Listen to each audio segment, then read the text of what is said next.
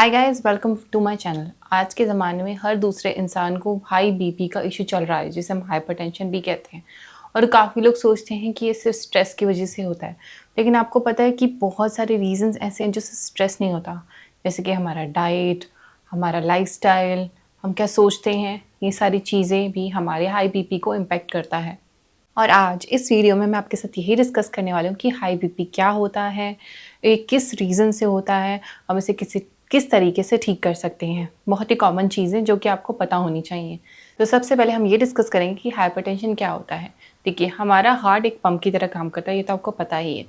तो हमारा heart different arteries में ब्लड सप्लाई करता है, और जब वो प्रेशर बहुत ज़्यादा बढ़ जाता है तो वो हाइपरटेंशन होता है।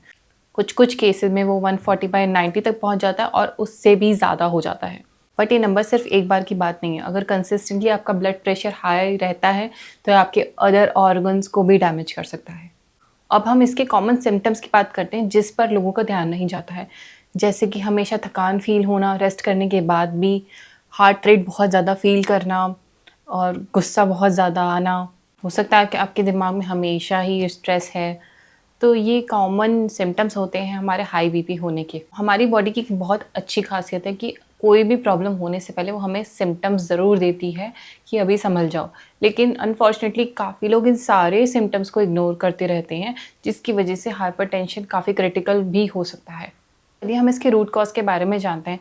सभी कहते हैं कि स्ट्रेस की वजह से हाई बीपी होता है, जो कि होता है, बट ये अकेला रीज़न नहीं है आपका हाई बीपी होने का। कई बार लोग स्ट्रेस फ्री लाइफ लीड कर रहे होते हैं, फिर भी उनको हाई बीपी का इशू होता है। चलिए हम कॉमन रीजंस जानते हैं कि आपके हाइपरटेंशन के रीजंस क्या हो सकते हैं। सबसे पहले सेडेंट्री लाइफस्टाइल। आप एक ही जगह बैठे हुए हैं, कोई मूवमेंट नहीं है आपकी लाइफ में, ना आप योगा करते हैं, ना आप एक्सरसाइज करते हैं, ना ही आप वॉक पे जाते हैं। तो ये एक रीज़न हो सकता है आपके हाई बीपी का। दूसरा रीज़न होता है कि हम हाईली प्रोसेस्ड बेकरी आइटम्स बहुत ज़्यादा खा रहे हैं, चिप्स खा रहे हैं, बेकरी प्रोडक्ट्स खा रहे हैं, और ऐसी चीज़ें जो हाई इन शुगर है वो हमारी बॉडी को ख़राब कर रही हैं, प्लस आपके हाई बीपी का रीज़न भी हो सकता है। फिर होता है टॉक्सिन ओवरलोड लीवर में।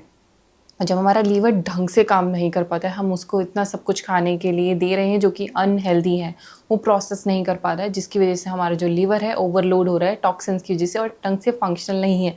वो भी हाई बीपी का रीज़न होता है। उसके बाद आता है हमारा इमोशनल लगेज। और कई बार हमें सिखाया तो यही गया है कि अपने इमोशंस को सप्रेस करते हुए आगे चलो। आप अपने इमोशंस को सप्रेस करते जा रहे हैं, करते जा रहे हैं, उसको किसी भी तरीके से वेंट आउट नहीं कर रहे हैं, ना आप लिख रहे हैं, ना किसी से शेयर कर रहे हैं, तो resultant you will have high BP. फिर हमारा आता है पुअर गट हेल्थ। आप अपनी गट हेल्थ पे ध्यान नहीं दे रहे हैं, जिसकी वजह से हो सकता है कि आपको हाई बीपी का इश्यू हो। हमारा आता है इरेगुलर शेड्यूल। आप कभी भी सो रहे हैं, कभी भी खा रहे हैं, आपको बिल्कुल पता ही नहीं है कि आपने लास्ट मील कब खाई, लंबे गैप से रहे हैं, उसकी वजह से भी हाई बीपी हो सकता है। हाई बीपी का मतलब है दोनों बॉडी और माइंड में प्रेशर होना, जिसे आप इग्नोर करते हुए जा रहे हैं। अब चलिए हम हीलिंग की बात करते हैं कि अब तो हमें रीज़न्स पता लग गए हैं कि इस रीज़न से होता है, बट हम इसे हील कैसे कर सकते हैं। बिल्कुल क्योरेबल है आपका हाई बीपी। आपको कुछ कुछ चीज़ों का ध्यान रखना होगा यहाँ पर। अब हम बात करेंगे क्या चीज़ें आपको इग्नोर करनी चाहिए अपने बीपी को कंट्रोल करने के लिए। सबसे पहले ज़्यादा नमक वाला खाना, काफ़ी लोग खाते हैं, उसको कोशिश कीजिए कि आप अवॉइड करें। दूसरा, स्पाइसी तला हुआ फ्राइड फूड, जंक फूड, कोशिश कीजिए ये आपको कोई भी सर्व नहीं कर रहा है पर्पस, बल्कि आपकी तबीयत को ख़राब ही कर रहा है। फिर आता है शुगर, आर्टिफिशियल शुगर वाला स्टफ़ जो भी मार्केट में अवेलेबल है, अवॉइड कीजिए। इसे आप जितना कर सकते हैं आपके हेल्थ के लिए बहुत अच्छा होगा। फिर आता है कैफ़ीन। आई नो काफ़ी लोगों को कैफ़ीन की आदत होती है, but caffeine is one of the reasons जो काफ़ी लोगों के अंदर ब्लड प्रेशर हाई कर देता है। और अगर आपको ऑलरेडी हाई बीपी का इशू है तो आपको अवॉइड करना चाहिए कैफ़ीन जितना पॉसिबल हो। अब आपको क्या इंक्लूड करना चाहिए अपनी डाइट में। सबसे पहले अपने घर का खाना खाइए। घर के खाने में आप अपनी healthy fruits and vegetable include कीजिए। High rich in fibre diet लीजिए, रिच इन प्रोटीन डाइट लीजिए। कोशिश कीजिए मिनिमम तला हुआ आप खाएं। अपनी बॉडी में वाटर इनटेक का ध्यान रखिए। गार्लिक इंक्लूड कीजिए अपनी डाइट में, और बहुत सारी चीज़ें जो आपको हेल्प करती हैं रेगुलेट करने में हाई बीपी को, वो कीजिए। एक और पॉइंट जो मैं ऐड ऑन करना चाहूँगी, जो मैं पहले बोलना भूल गई, कि अल्कोहल कंजप्शन भी अवॉइड करें अगर आपको हाई बीपी का इशू है। वो आपकी बॉडी पे और लोड लेके आएगा, लिवर पे और लोड लेके आएगा, जिसकी वजह से आपका जो ब्लड प्रेशर है वो काफ़ी बिगड़ सकता है। अब हम बात करेंगे योगिक टूल्स की। सबसे पहले हम आसन प्रैक्टिस की बात करेंगे। वैसे तो मैं रिकमेंड करूँगी कि आप ओवरऑल योगा प्रैक्टिस कीजिए। बट कई बार जब आपका हाई बीपी होता है तो आप बहुत इंटेंस मूवमेंट नहीं कर सकते हैं, तो उस बीच में हम थोड़े से कामिंग से योगा जो आपके नर्वस सिस्टम को काम करने में हेल्प करेंगे, वो वाले आसन करेंगे। सबसे पहले आप प्रैक्टिस कर सकते हैं विपरीत करनी, बहुत ईजी आसन है। 5 मिनट आराम से आप लेट जाइए, ब्लड सर्कुलेशन रिवर्स होगा and you will feel very good after that. उसके बाद आप परफॉर्म कर सकते हैं पश्चिमोत्तानासन। पैरों को सीधा करके अपने टोस को पकड़ने की कोशिश करनी है, बहुत ज़ोर ज़बरदस्ती नहीं करनी है, जितना आपकी बॉडी अलाउ करे उतना उसको प्रैक्टिस करना है 20 से 30 सेकंड रोज़ाना। प्रैक्टिस कर सकते हैं चाइल्ड पोज, बहुत ही कामिंग है आपके नर्वस सिस्टम के लिए, उसको प्रैक्टिस कीजिए। उसके बाद हम कर सकते हैं शवासन। मुझे पता है काफ़ी लोगों को लगता है कि शवासन में बस लेट जाओ और सो जाओ, बट ऐसा नहीं होता। शवासन एक बहुत ही अच्छा आसन है अपने नर्वस सिस्टम को काम डाउन करने के लिए। इसमें हर एक बॉडी पार्ट को हम रिलैक्स करते हैं और अपनी सांसों पे ध्यान देते हुए अपने आप को अपनी सांसों से कनेक्ट करने की कोशिश करते हैं। तो परफॉर्म कीजिए ये थोड़े से कामिंग आसन्स जो आपको हेल्प करेंगे आपके बीपी को कंट्रोल रखने में। उसके बाद फिर हमारा आता है प्राणायाम। प्राणायाम और हमारा जो बीपी है काफ़ी कनेक्टेड है, क्योंकि जिस तरीके से आप अपने प्राणों पे कंट्रोल करते हैं आपका बीपी नॉर्मल होता जाता है। तो हमें कोशिश करनी है कुछ प्राणायाम अपने लाइफस्टाइल में इंक्लूड करने की। सबसे पहले आप अनुलोम विलोम को इंक्लूड कर सकते हैं अपने लाइफस्टाइल में।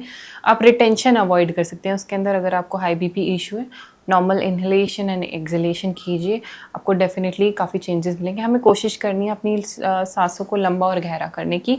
फिर हम कर सकते हैं भ्रामरी, बहुत ही अच्छा प्राणायाम है कामिंग इफेक्ट के लिए हमारे शरीर के। बिल्कुल सर को शांत कर देता है और आपको बिल्कुल एक जोन में लेके चला जाता है। इसको थोड़ा थोड़ा हल्का हल्का प्रैक्टिस कीजिए। फिर आप कर सकते हैं चंद्रभेदी, शरीर के अंदर एक कूलिंग इफेक्ट को लाने के लिए। आप शीतली एंड शीतकारी को भी परफॉर्म कर सकते हैं, स्पेशली इन समर जब ऑलरेडी टेम्परेचर काफ़ी हाई होता है।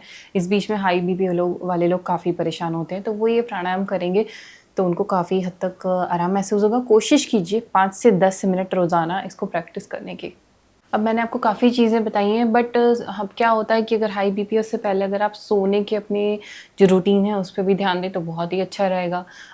कोशिश कीजिए 7:30-8 बजे तक अपना खाना खा लें, उसको पाचन का टाइम दें अच्छे तरीके से कि वो खाना पच जाए और आप आराम से नींद में जा पाएँ।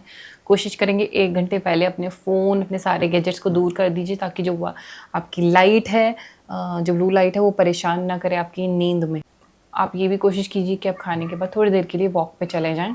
आप योगा निद्रा भी कर सकते हैं सोने से पहले, बहुत सारे साउंड अवेलेबल हैं। रिलैक्स कीजिए, योगा निद्रा कीजिए। उसके बाद एक ब्राह्मी ऑयल होता है जिससे आप हेड मसाज दे सकते हैं, कूलिंग इफेक्ट होता है, काफ़ी आपको आराम मिलेगा। अब आता है last but not the least, emotional pressure release. किस तरीके से हम अपने इमोशंस को रिलीज़ करें। अब काफ़ी लोग अपनी चीज़ें शेयर नहीं कर पाते हैं, तो उस केस में आई गेस जर्नलिंग बहुत ज़्यादा हेल्पफुल होता है। कभी भी आपको कोई चीज़ जो परेशान कर रही है, आप कोशिश कीजिए बिल्कुल शांत माहौल में बैठिए, लिखिए उसके बारे में जितना आप लिख सकते हैं। अब कई लोग लिखने में कंफर्टेबल नहीं होते, उन्हें लगता है कि कोई मुझे सुने, तो आप इस केस में थेरेपी ले सकते हैं या अपने किसी क्लोज्ड वन से बात कीजिए। देखिए, अगर आप उनसे बात कर रहे हैं सोल्यूशन के लिए तो मैं रिकमेंड करूँगी थेरेपी करिए। लेकिन अगर आप चाहते हैं कि बस आपको कोई सुने, तो आप किसी से भी इस रिगार्डिंग बात कर सकते हैं और अपने इमोशंस को रिलीज़ कर सकते हैं। बाद हम करेंगे प्रैक्टिसिंग फॉरगिवनेस। किसी को किस तरीके से माफ़ करें। हम काफ़ी लोगों से गुस्सा होते हैं, अंदर बहुत गुस्सा भरा हुआ होता है, उस चीज़ को निकालने के लिए बहुत ज़रूरी है। मैंने एक वीडियो भी बनाई हुई है कि किस तरीके से आप लोगों को माफ़ कर सकते हैं। वीडियो का लिंक मैंने दे दिया है। कोशिश कीजिए प्रैक्टिस करने की, आप ओवरऑल हेल्थ में अपनी इम्प्रूवमेंट महसूस करेंगे। कि काफ़ी केसेस में डॉक्टर मेडिकेशन भी स्टार्ट करते हैं हाई बीपी की, तो उसमें हेजिटेशन मत कीजिए, बट कोशिश ये कीजिए कि उस दवाई की आपको आदत ना पड़े। आप बाकी सारे चेंजेस जो कि मैंने वीडियो में मेंशन करे हैं, ला कर अपनी बॉडी को हील कीजिए, बिकॉज आप अपने आप को थैंक यू बोलेंगे इस चीज़ के लिए। तो यही मैं आपको कहना चाहूँगी। बहुत कुछ मैंने बोला है हाई बीपी के बारे में। अगर ये वीडियो आपको हेल्पफुल लगी तो ज़रूर कमेंट शेयर में शेयर कीजिएगा कि आपको कैसा महसूस हो रहा है इस वीडियो को देखने के बाद। एंड जाने से पहले मेरे चैनल को जाने से पहले मेरे चैनल को ज़रूर सब्सक्राइब कीजिएगा, शेयर कीजिएगा उस इंसान के साथ जिसे ये देखने की ज़रूरत है, और लाइक ज़रूर कीजिएगा। Thank you so much.